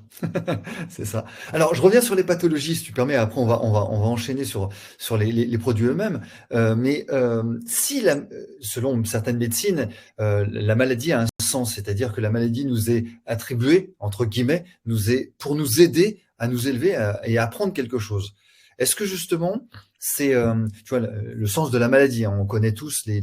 je ne vais pas parler de décodage biologique, même si c'est le terme euh, mal utilisé et qui a été galvaudé, mais on s'entend sur ce terme. Si la maladie nous a été attribuée pour s'élever, pour essayer de comprendre quelque chose en nous, pour réparer quelque chose peut-être en nous, est-ce que ces méditations et ces médecines psychédéliques nous permettraient de trouver le sens de cette maladie et pourquoi on a cette maladie? Ah bah de toute façon, on ne trouve pas la réponse à une maladie dans l'état de conscience dans lequel elle s'est formée. Voilà. On trouve pas le problème dans la boîte où ça a été créé. Le problème, il faut élargir l'angle de vue. Donc, on va trouver une solution dans un état plus élargi de conscience que celui dans lequel a été créé le problème. Donc, qui dit état plus élargi de conscience dit de nouvelles informations, de nouvelles compréhensions, un nouveau sens. Et c'est ça qui va guérir effectivement. Mm. Est-ce que Ouais, j'ai donc, répondu à la question ou pas? c'est parfaitement, c'est ça. Non, non, c'est Non. exactement ça. Donc Ouais. non, non, c'est parfaitement. Non, je suis bien, parfaitement, c'est pas mal. Non, non, parfaitement, je peux pas dire mieux. Je te pose la question, tu réponds clairement, donc je peux pas, D'accord. je vais pas What else? tergiverser. What else? Voilà, c'est tout. Un petit café? Allez, il est tard. Allez, on a un petit thé au citron, hein, d'accord? Ouais, ouais, bah tiens, c'est une bonne idée ça. Allez, vas-y, à Ouais. ta santé. Donc, oui, et Christian qui parle de réparer les mémoires, j'imagine que c'est pas transortonnel, mais transgénérationnel. J'imagine que c'est le correcteur d'orthographe qui a pas été bon. Oui aussi, mais ça peut être prosaïquement les psychédéliques. Bien sûr, ça peut raccorder à des champs d'information en rapport avec ta propre histoire, en rapport avec l'histoire de ta famille, Mhm, en rapport à tout ce qui finalement résonne les uns avec les autres. On dit ce qui a été lié un jour, l'est pour toujours. Quelque part, ça garde une trace. mhm, Comme en physique quantique, on parle de l'intrication, c'est-à-dire que deux photons ou deux électrons, deux particules subatomiques qui ont un jour interagi, vont ensuite, même si elles se séparent à la vitesse supérieure à la lumière et même à l'autre confin de l'univers, quand il y en a une qui va changer son spin, par exemple une caractéristique, l'autre va changer immédiatement. Il n'y a pas de mhm. temps. Comme si D'accord. c'était encore le seul et même corps. Donc encore plus avec l'amour. Tout ce qui a, l'amour est plus fort que la mort. Tout ce qu'on aime un jour, on l'aime pour toujours. Même si après on s'engueule, on se déteste et la passion, l'émotion diminue, n'empêche qu'on a créé un lien indéfectible. Et ça, c'est très important à savoir parce que donc le transgénérationnel, tout ce qui s'est passé dans la famille, toutes les émotions fortes qui sont échangées, ça continue à agir sous forme de chants. Même quand les gens sont morts, il y a des mémoires de murs, comme dirait l'autre, dans une maison, il y a des chants morphiques, il y a plein de choses qui restent, qui traînent, et ça peut, et même je parle pas que de la psychologie, hein, parce que je parle de choses énergétiques ou spirituelles, hein, quand on dit transgénérationnel. Euh, eh bien, donc bien sûr que ça reste. Et bien sûr que ça agit. Et bien sûr qu'en élargissant la conscience, on peut percevoir ce qui était à l'arrière-plan, ce qui était caché. Mhm, Un peu comme si les psychédéliques, comme toute méthode d'élargissement de la conscience, hein, sans psychédélique, c'est comme une petite lampe, d'habitude, et qu'on est dans une grande pièce sombre. La petite lampe, avec son faisceau, elle dévoile qu'une petite partie. Mais si on élargit le faisceau, ou qu'on bouge la lampe comme ça, on va voir tout le reste qu'il y a dans la salle qui était apparemment pas là, mais qui était là. C'est oui. pour ça que quand on dit qu'on a de l'inconscience, non, il n'y a pas d'inconscience. Il n'y a que des processus conscients. Tout est conscience. Ce qu'on appelle l'inconscient, en fait, c'est que l'ego, qui est aux commandes des opérations, qui porte son attention sur telle ou telle chose, porte son attention que sur certaines choses et pas sur d'autres. Mais Mhm. ces choses sur lesquelles il porte pas d'attention, elles sont toujours Elles vivantes, existent quand elles même, fonctionnent bien toujours sûr. de façon consciente. Mhm. Et d'ailleurs, quand l'ego les observe, toc, il voit qu'elles font de façon consciente. Quand l'inconscient devient conscient, on voit qu'il fonctionnait de façon consciente. C'est un peu, je prends toujours l'exemple, c'est comme si j'étais dans une maison et je suis seul dans une pièce. Mhm. Et pour moi, je suis la seule conscience qui existe. Voilà. Et puis tout d'un coup, je change, j'ouvre la porte et je découvre qu'il y avait quelqu'un d'autre, une autre conscience. Mhm. Donc, tant que j'en étais pas conscient qu'il y avait cette conscience, je pensais être la seule conscience. Mais il y avait bien et bien une autre conscience qui agissait. Mais là, j'en prends conscience et je m'aperçois que voilà, tout est conscient. Enfin bref, je sais pas si je m'exprime clairement, Oui, oui. mais Le problème, les, c'est de rationaliser et oui, de mettre des mots dessus qui sont obligatoirement restrictifs et un tout à petit fait. peu astringents, quoi. Ouais. Mm. C'est un peu le problème. Alors, si tu permets, je veux bien qu'on revienne maintenant sur les produits eux-mêmes. Tu voulais faire la séparation, le distinguo Ah entre oui, certains produits, ça nous semble important. Par exemple, il y a une question qui a été posée. C'est pour ça que de temps en temps, je regarde, parce que j'ai deux écrans. C'est pour ça que je ne me d'accord. distrais pas de ton propos, loin s'en faut, mais je regarde les questions aussi de nos amis. C'est des différences. Est-ce que le CBD, par exemple, est un psychédélique? Ah ben Est-ce que non, par définition justement, non. Parce que le CBD, justement, il n'y a pas de THC? tétrahydrocannabinol, il n'y a pas de THC. Mm. Donc, comme il n'y a pas de THC, normalement, il n'y a pas d'effet psychédélique, justement, d'élargissement de la conscience. C'est plutôt sédatif et mieux relaxant, etc., etc. Ça aide à mieux dormir, ça aide à avoir moins mal, ça peut être antalgique aussi. Non, non, non, le cannabis en lui-même, avec ses composantes THC, Mm. oui, il peut avoir des effets un peu psychédéliques, mais c'est spécial. Dans les livres sur les psychédéliques, c'est pas mis dedans le cannabis. Mm. Les chamans, ils disent c'est ange ou démon, c'est-à-dire ça dépend comment on le prend, sous forme terre et eau, c'est plus gérable que sous forme feu et air, donc fumée. Mm. Mais par contre, ça rend poreux les corps et ça peut permettre des infestations par des esprits et tout. Et tu vas rigoler, mais moi quand j'avais fait l'ayahuasca à Tarapoto, enfin à Taquihuasi, au Pérou, à 4 séances, séparées par des séances de diète, avec différentes plantes, de jeûne, d'isolement dans la jungle, de purge pour vomir par le haut, par le bas, enfin, bref, tu vois, tout le truc, la préparation bien, bien sérieuse, Mm. contexte chamanique, avec des vrais chamans du coin, etc. Bref, euh, j'ai vu que c'était pas du folklore.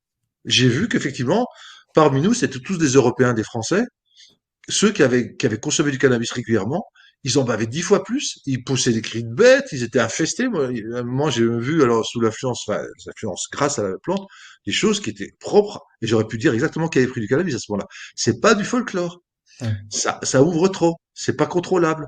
Donc, c'est pratiquement plus dangereux que les psychédéliques eux-mêmes. C'est pour ça qu'on te dit, ouais, cannabis, c'est une drogue douce, après, ça ouvre la porte d'entrée aux drogues dures. C'est pas vrai. Parfois, quand on l'utilise de façon thérapeutique, alors là, ça demande un cadrage, un enseignement, etc. Au contraire, ça peut favoriser l'arrêt de drogues plus graves, le cannabis. Donc, c'est pas une porte d'entrée, ça peut être se substituer pour éviter de prendre des choses plus délétères pour la santé, genre le crack, etc. Bref, ou l'héroïne, etc. Mais tout ça pour dire que c'est pas dans les livres sur les psychédéliques le cannabis, parce que ça ouvre pas la conscience de façon claire, ça n'éclaircit pas la conscience. Ça peut quand même l'obstruer, il peut y avoir des attaques de panique, il peut y avoir des sensations de mourir, de devenir fou. C'est pas gérable comme le sont les psychédéliques, vraiment. Donc moi, je compte pas ça là-dedans. Et donc aujourd'hui, je veux pas que des gens disent, oh, mais moi j'ai des enfants, le docteur sur moi a dit qu'il fallait prendre du cannabis. Non, non, non, j'ai jamais dit ça. Je dénie. Vous pouvez prendre la séquence, là. Je sais pas à quelle minute on est, mais on est à C'est enregistré à 1h07 et 1h07. 41 secondes. Il n'a Non, pas non, dit ça. c'est clair. Il y a le replay, c'est enregistré. Alors, Voilà. justement, alors, quels sont tu devais faire le distinguo, je veux dire, Oui, différents produits. donc, pour moi, les substances dites les drogues, Hmm. c'est celles qui rétrécissent la conscience, pas celles qui élargissent, celles qui la rétrécissent. D'accord. C'est-à-dire qui obnubilent la conscience, qui la rendent moins précise, Hmm. qui lui permettent de moins comprendre et moins voir de choses, soit l'accélère et donc elle est complètement dans son comme les chevaux de course avec leurs œillères, elle voit rien, soit la sédate et la met dans un état où elle est plus en mesure d'opérer sur la réalité. Donc tout ce qui est alcool, pour moi, c'est une drogue. Dans le sens de, ouais, ça crée une dépendance, ça rétrécit la conscience. Amphétamine, cocaïne, héroïne. Alors, autre chose qui caractérise ces drogues par rapport aux psychédéliques, c'est que les psychédéliques agissent surtout sur la sérotonine. Surtout, mais pas que. Il y a plein d'autres récepteurs. Hmm. Alors que les drogues agissent surtout sur la dopamine. Pas que, mais beaucoup. Ça les différencie vraiment. Deuxième chose, quand on a une drogue, on a une dépendance physique quand on arrête brutalement. Il y a un syndrome de sevrage, ce qui n'est jamais le cas avec les psychédéliques. On peut prendre 10 ans de LSD régulièrement une fois par mois. Je veux dire, alors je ne dis pas de le faire, Hmm. et vous arrêtez du jour au lendemain, vous n'avez pas de syndrome de sevrage, de craving, c'est-à-dire d'envie de consommer mortel et de tremblement, machin, etc. Pas du tout. Vous pouvez. C'est juste un choix. Donc ça vous laisse libre encore. Donc ça, c'est très différent, hein. Les drogues, ça laisse pas libre. C'est obligé de le prendre, sinon tu souffres vraiment, quoi, après, au Ouais. bout d'un moment. De- Autre différence très importante, c'est que les drogues n'apportent pas d'informations nouvelles, ne vous feront pas prendre des apprentissages sur le sens de la vie, le sens de votre vie, sur l'organisation de l'univers, etc. Au contraire, ça vous rend un peu plus bête, je dirais. Enfin, pas plus bête, mais voilà, ça vous Moins apporte rien de ouvert, nouveau. ouais. Voilà. Et il y a plein d'autres dans le livre La médecine psychédélique de 2009. Je fais un tableau dans lequel j'explique vraiment toutes les différences et je remets ensuite dans le livre en l'améliorant de la révolution psychédélique. Est-ce qu'on pourrait passer? J'avais fait une petite diapositive où on voit mes trois livres, comment ça a évolué de la matérialité à la spiritualité. Mais je ne sais pas si vous l'avez. Je l'avais faite. Je Je sais demande à pas, l'équipe attends, technique. je vais regarder si ça a été mis sur le. Je crois que ça a été mis parce qu'ils m'en ont parlé au début de. Mais vous fatiguez pas, sinon on fera ça à la fin. Non, je l'ai pas. Alors, on va demander. Je pense que la technique, moi, j'ai pas la main ce soir, Oui, donc. bon, je lui ai demandé. Donc Non, s'il non, nous non, mais écoute, il si nous elle y est, écoute. il va me le Oui, dire. quand ce sera le moment, c'est pas grave, hein. Donc voilà. Donc les psychédéliques, il y a quand même des différences nettes, tranchées, Mhm. d'avec les drogues. Voilà. Ça, c'est D'accord. important de le savoir. Alors, là, tu as cité très rapidement tout à l'heure les différents produits psychédéliques. Euh, qu'est-ce qu'on, J'imagine que c'est interdit en France, ça tu l'as bien dit. Ouais. Si on a l'envie, le besoin, la nécessité, le désir de faire ce travail sur soi, d'ouverture de conscience. Qu'est-ce que tu conseilles, ou quoi, comment? Alors, Est-ce il y a que. déjà, premièrement, il faut lire, Hmm. Ah voilà. se renseigner, Hmm. écouter des témoignages, faire jouer le bouche à oreille, Ouais. parce qu'il y a des centres qui font légalement ça au Portugal, en Espagne, Hmm. parfois en Suisse. Alors c'est plus ou moins légal, c'est toléré, disons que c'est pas, il y a pas d'emprisonnement et tout, mais c'est pas, faut pas le chanter sur les toits. Bref, mais là, dans ces pays, il y a des gens qui font des séances. Alors faut bien connaître. Moi, je peux pas donner de nom, bien entendu. Et il faut se renseigner vraiment. Faut préparer son voyage. Faut D'accord. déjà être sûr aussi que c'est vraiment quelque chose d'utile, de nécessaire. Moi, ça m'arrive beaucoup grâce à mes livres, on va dire, à cause de mes livres, qu'on me demande, est-ce que je pourrais faire une séance avec vous parce qu'il paraît que c'est génial. Je dis non, moi en France, je ne en fais pas. Par Hmm. contre, je peux faire avec vous une séance Skype dans laquelle je discuterai avec vous des indications. Est-ce que vous êtes dans le cadre d'une indication ou d'une contre-indication? Quel est votre but? Quelle est votre attente? Quelle est votre motivation? Est-ce que le psychédélique va vous permettre ou non de répondre à ça? Vous m'entendez toujours? Oui, oui, mais je pense que D'accord. la technique, Arthur, tu peux arrêter le partage parce que ça Oui. fonctionne pas. Oui, ça fonctionne pas, ça sert à rien. Non, non, arrête Margot le partage, ça marche Voilà, pas. mais je vais quand même continuer à parler pendant ce temps-là, si c'est Oui. possible, oui.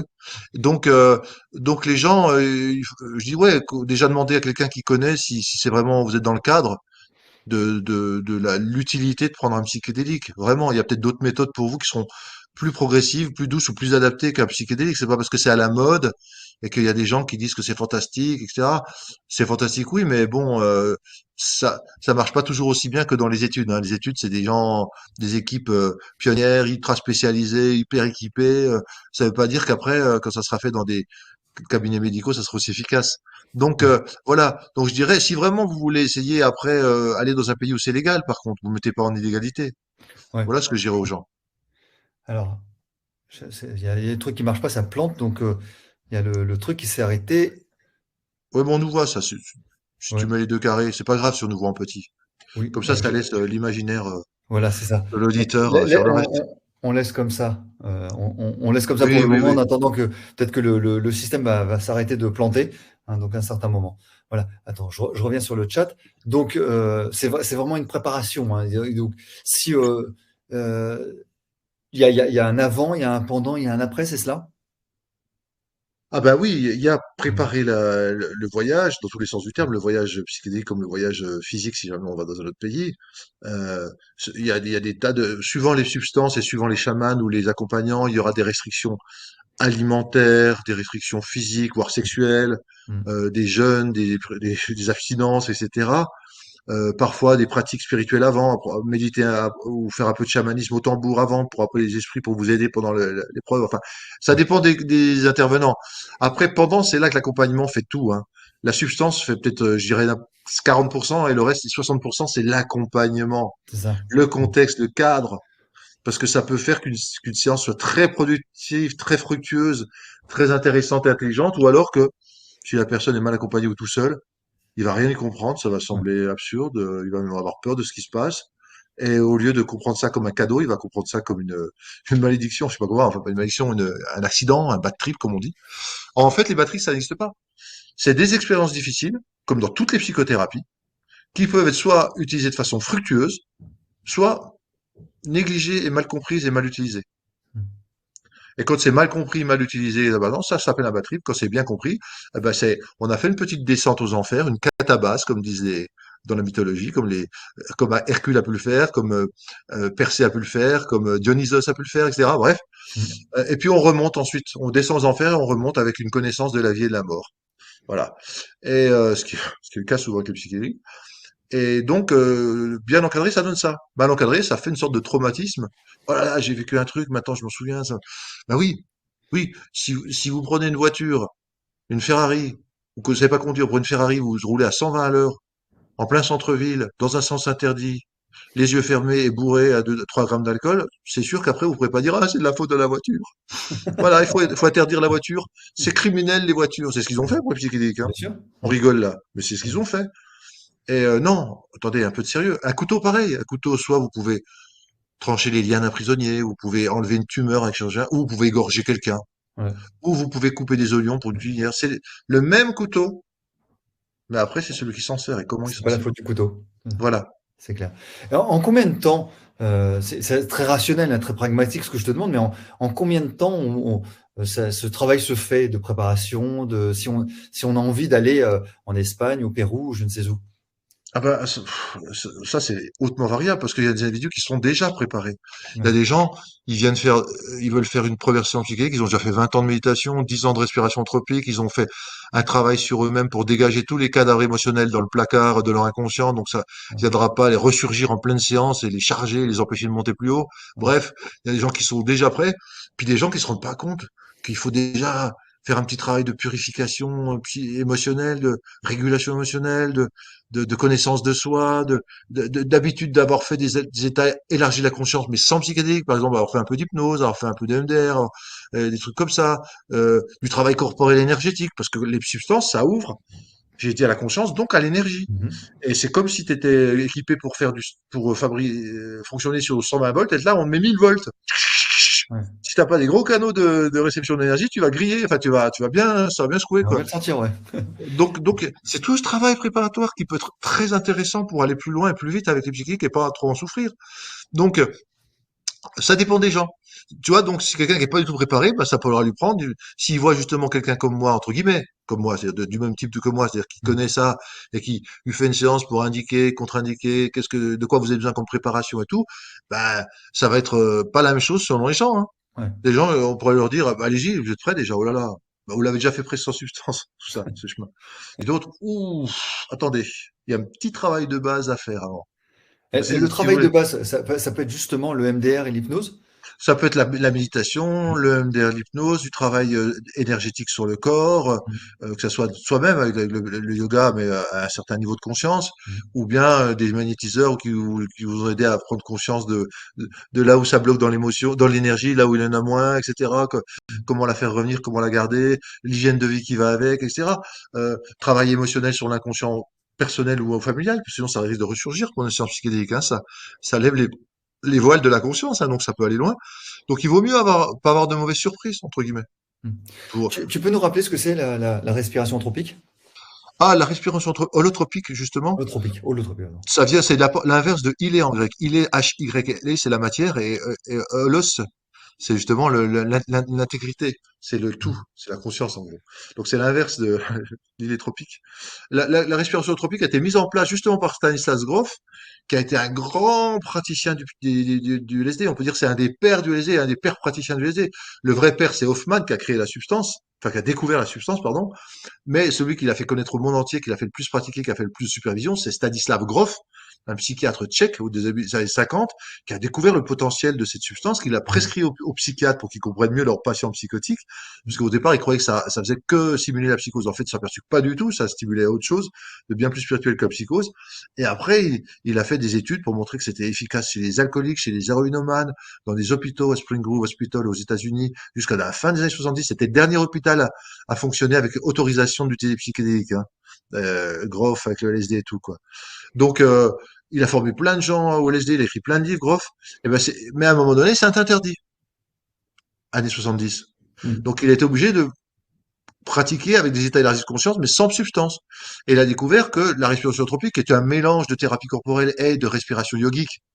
Ça crée des gros états d'énergie de conscience avec une musique particulière, avec un rythme de respiration particulier, avec un laisser-aller particulier, avec un cothérapeute qui est là pour éventuellement prendre soin du corps s'il y a des soubresauts énergétiques, il y a des peurs qui arrivent, etc. Bref, c'est un accompagnement comme le psychédélique, sauf que sans psychédélique.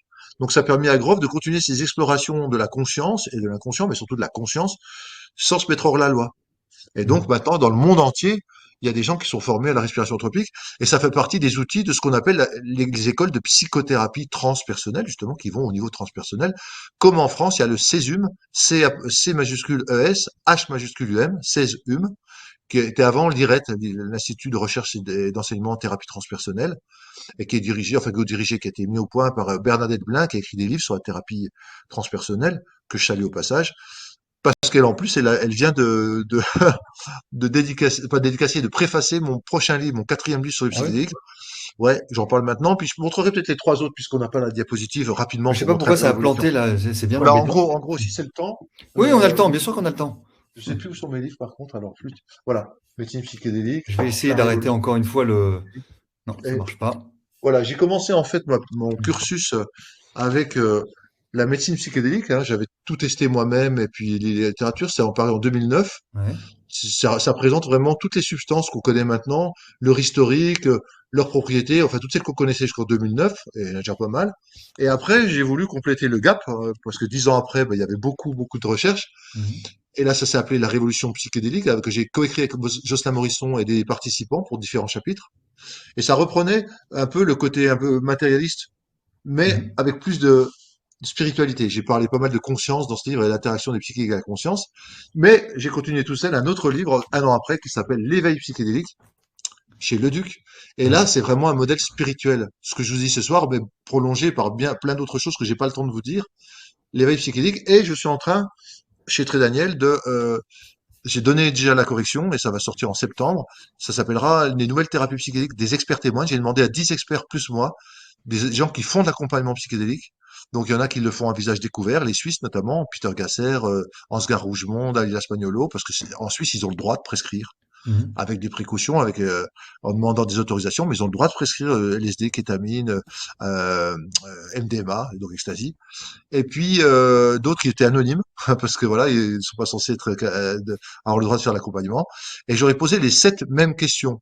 C'est-à-dire quel est le rôle des phénomènes psychologiques, des phénomènes spirituels dans les séances pour eux, qu'est-ce que ça va modifier le modèle scientifique de compréhension, qu'est-ce que ça va changer de la société, la pratique plus extensive de psychédélique. Enfin bref, j'ai posé différents types de questions. Est-ce qu'il y a des esprits ou pas, d'après eux? Est-ce qu'ils en perçoivent chez leurs patients? Est-ce que les patients en parlent ou pas? Qu'est-ce qu'ils en font? Vision matérialiste ou pas?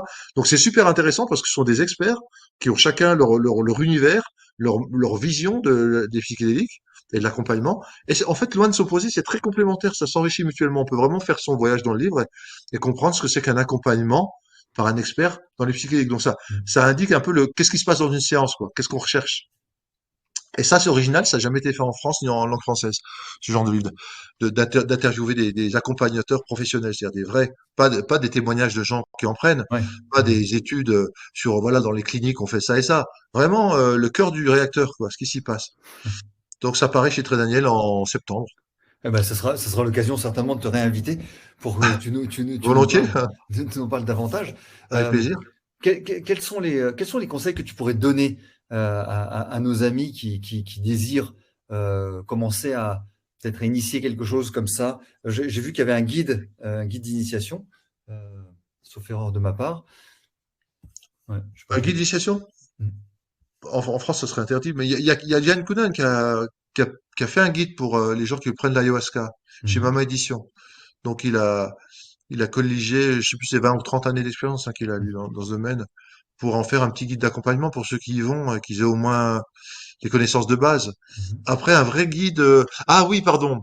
En langue anglaise, oui, il y a Fadiman ou d'autres qui ont fait. Oui, excuse-moi. Oui, Ouais. Je qui sais ont pas. fait des guides un peu d'utilisation, quoi. Qu'est-ce qui se passe, quelle attitude avoir, comment ouvrir et laisser aller, comment ne pas se crisper, comment revenir au corps par la respiration Mhm. par moment, que faire s'il se passe ceci, que faire s'il se passe cela. Oui, mais c'est en langue anglaise à à ma connaissance, et je pense avoir une connaissance de la littérature francophone, il n'y a pas vraiment de livre, ou peut-être un qui est paru Non, mais de toute sur manière, Amazon. le mieux, ce serait sur les trois livres que tu as écrits, ça serait de commencer par le premier ou par le troisième, Ah, là, actuellement. ben en fait, ils sont, Ils sont je vais rien te complémentaires. cacher, ils sont complémentaires parce que Ouais. justement, c'est l'évolution et l'intégration de tout ce qu'il y a autour. Je dirais que si tu veux commencer par une information, quelles sont les différentes substances, quelles sont leurs Mhm. propriétés, leur efficacité, leur, leurs précautions, les précautions à prendre, faut lire au départ la Bible de départ qui est la médecine psychédélique, quoi. Mhm. Après, si tu veux mieux comprendre le rôle de la conscience, il vaut mieux prendre et puis les dernières études, Mhm. mais c'est que les dernières études, donc tout le reste a été déjà dit dans la médecine psychédélique. Donc tu prends celui-là. Et puis si tu veux aller dans la spiritualité, faire du développement spirituel, tu prends celui-là, quoi. Bien sûr. Donc je sais pas comment. Oui, non, mais voilà, c'est bien, ça répond à la question.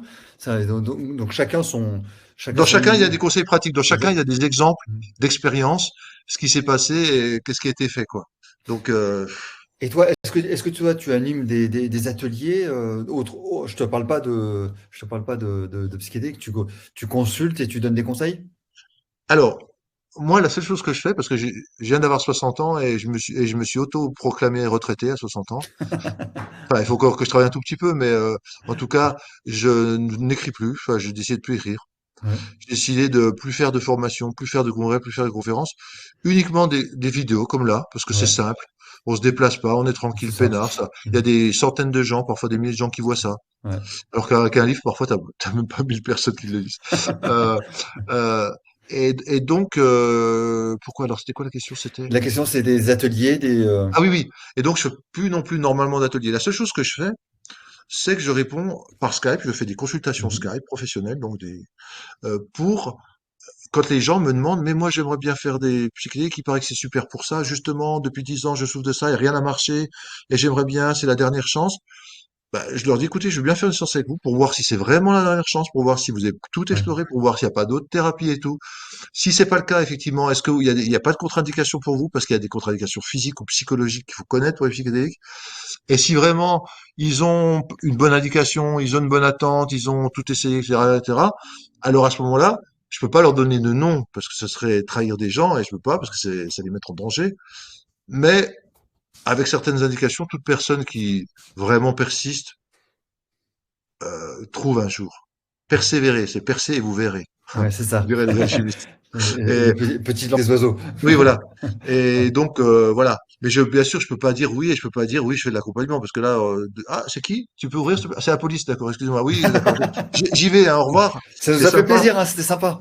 Est-ce qu'on peut on peut peut-être faire de la vidéo en prison? Non, je vais peut-être réussir depuis une cellule la prochaine fois. Normalement, d'après ce que j'ai compris, on peut, On peut, on ouais. peut communiquer avec l'extérieur très C'est facilement, ça, ouais. Oui, apparemment. oui, en plus, ouais. Ouais. Non, mais tu n'auras pas besoin de téléphone de vidéo, hein, avec ton champ élargi de conscience, Voilà, tu pourras te voilà, tout à fait. connecter à tout le monde. Écoute, alors, Sylvie, nana, ah oui, alors là, c'est un petit peu personnel, mais bon, on va le faire.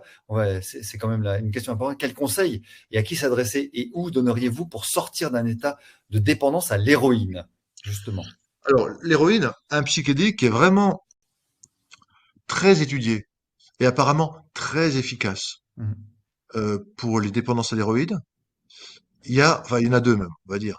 Il y a le plus connu, le plus célèbre, est celui qui a été l'iboga, ou l'ibogaïne, c'est-à-dire c'est un psychédélique qui est extrait de l'ibogaïne. Et ça, dans les cliniques canadiennes, ou en Hollande, ou au Mexique, il y a des programmes. Et même au Mexique, ils combinent de façon très efficace aussi l'ibogaïne avec la 5-MeO-DMT, c'est-à-dire la DMT qui est issue de la bave du crapaud là, du désert de Sonora au Mexique. C'est une expérience très puissante, hein. C'est la plus puissante de toutes les expériences psychiques. Pour dire, moi, j'ai jamais osé, hein, pour l'instant. C'est vrai? Ah ouais, ouais. Ah ouais, parce que ce qu'on m'a raconté, ce que j'ai vu là, oh là là, ça c'est l'épreuve finale. Et je me dis, j'ai tellement déjà travaillé avec les autres substances et il y a des fois, faut accepter des limites, faut pas. Mais je pense que je le ferai parce que ça, c'est vraiment la préparation à la mort. Je pense que plutôt ce que je ferai, c'est quand je sentirai que je suis pas loin de la mort, Ah ouais. j'irai faire une séance de 5 mots DMT pour vraiment avoir la grosse préparation finale, le nettoyage, quoi. Bref, donc oui, l'ibogaine, très bien. On peut aussi au Pérou, Taquibosi, par exemple, c'est un centre qui est reconnu par le ministère péruvien, donc je donne pas des sources illégales. Ouais. Euh, avec l'ayahuasca, c'est aussi pas mal pour travailler sur les dépendances à la cocaïne, à l'héroïne, surtout à la cocaïne parce que c'est péruvien, c'est plus la cocaïne, mais sur les dépendances, non. Les grandes plantes sont de très bons anti-addictifs pour les substances très addictives comme l'héroïne. Oui. Hmm. Non, non, c'est Jacqueline qui a des problèmes de connexion. Or que j'ai pas vu qu'on avait des problèmes de connexion particuliers. Jacqueline, si vous avez loupé quelque chose, on a répondu à ces questions. Vous retrouverez tout ça dans le replay et dans le livret qui vous sera transmis bientôt. L'épilepsie est-elle indiquée ou l'inverse? Ah, c'est plutôt contre-indiqué. Hein. Ouais, c'est De même qu'on. que, mais je ne veux pas passer en revue toutes les Non, non, maladies non, parce que non. ça dépend des substances.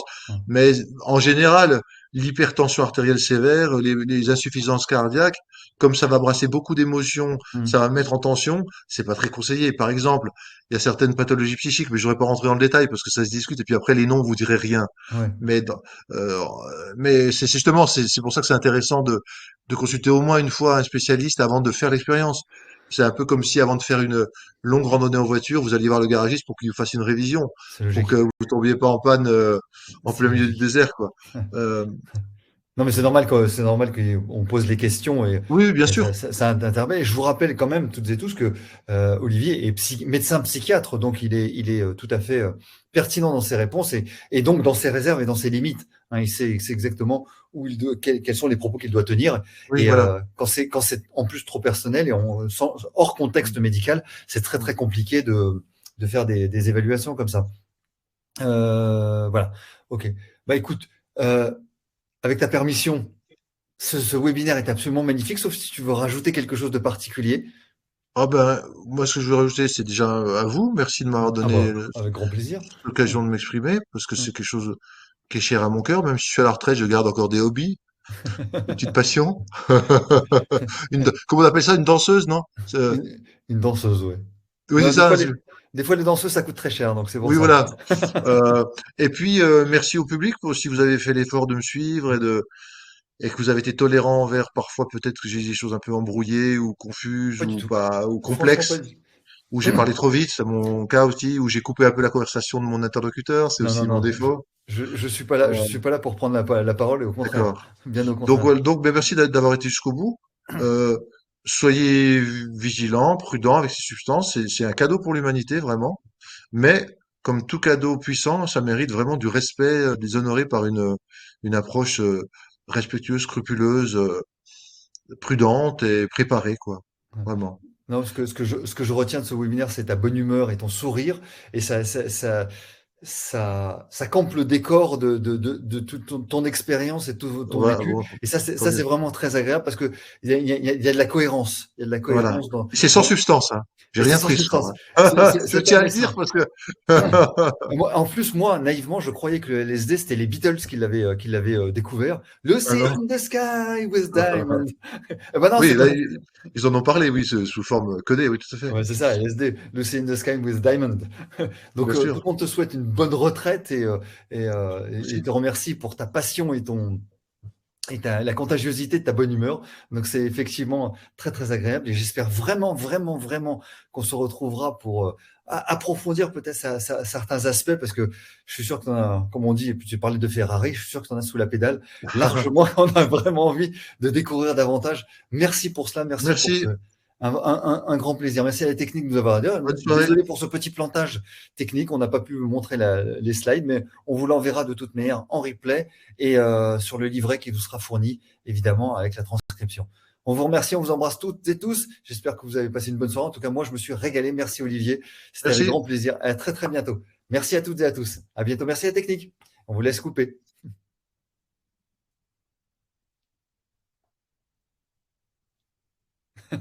On attend que la technique coupe. Le Allô, direct. Cognac G? Hein. Retour à Allô? connecter, oui, ici, Ouais. ici, ici la NASA.